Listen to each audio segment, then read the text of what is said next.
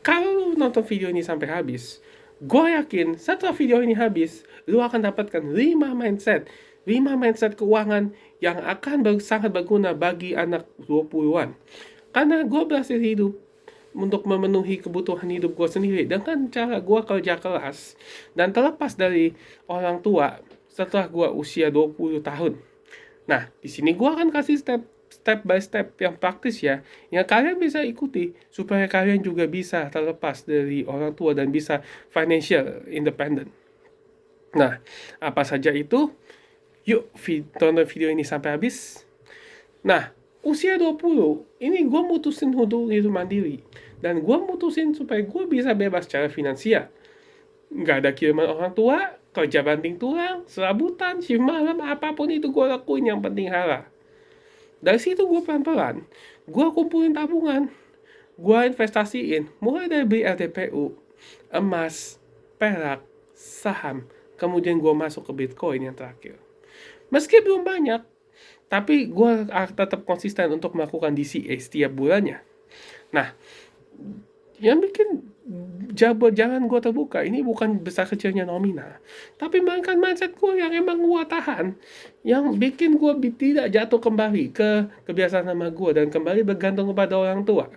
Nah, mindset keuangan apa saja yang sudah gue dapatkan selama gue terbebas dari orang tua, selama selama kurang lebih udah ada lah 5 tahun ya, gue sudah bisa bebas dari yang namanya minta duit ke ortu. Nah, mindset keuangan yang pertama adalah pay yourself first, bukan sisa-sisanya. Bayar dirimu sendiri sebelum yang sisa-sisanya. Artinya apa? Artinya lu harus sisihin uang lu di awal, jangan nunggu sisanya. Karena dulu aku nunggu sisa buat nabung, yang mana itu nggak akan pernah terjadi. Sejak ganti ke potong di depan, akhirnya 20% gaji gue langsung masuk ke tabungan atau investasi. Cash flow jadi rapi, tabungan gue nambah, portofolio gue juga nambah. Efeknya, gue tenang, nggak panik, tiap ada kebutuhan mendesak. Yang kedua, beli aset dulu, gaya belakangan. Setiap income masuk, gue tanya sama diri gue, bagaimana yang jadi aset? Emas dan perak buat lindung nilai. Saham di Bitcoin itu adalah posisi kecil dan terukur buat pertumbuhan jangka panjang. Prinsipnya adalah konsumsi setelah aset, bukan sebelum aset. Nah, yang ketiga adalah skill adalah mesin uang, bukan cuma untuk hemat. Nah, hemat itu perlu, tapi yang lebih perlu adalah skill untuk menambah pemasukan atau income kita. Gua sisihin budget buat belajar. Untuk belajar konten, belajar main kripto, belajar main saham, semua gue spend untuk gue nambah ilmu.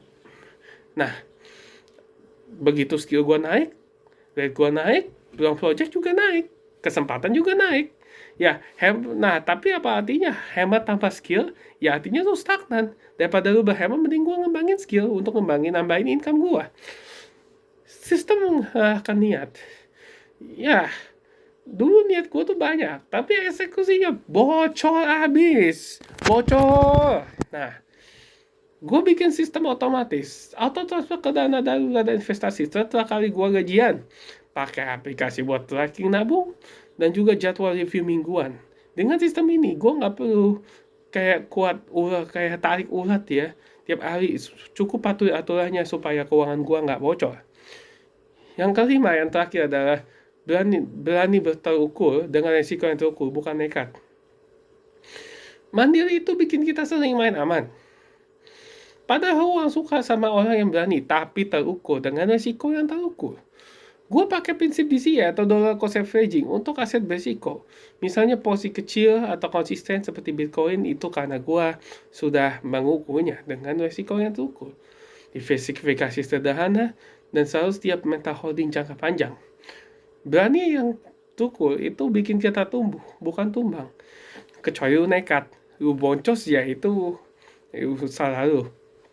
Nah, yang mau gue bilang di sini adalah kalau lu pengen tembus 1 miliar rupiah, 1 miliar pertama, terutama bagi kalian yang berusia 20 tahun, klik follow akun ini sekarang, biar kita naik kelas bareng. Terus di kolom komen, gue mudah berani, mulai hari ini gue berani berubah. Amin. Thank you for watching.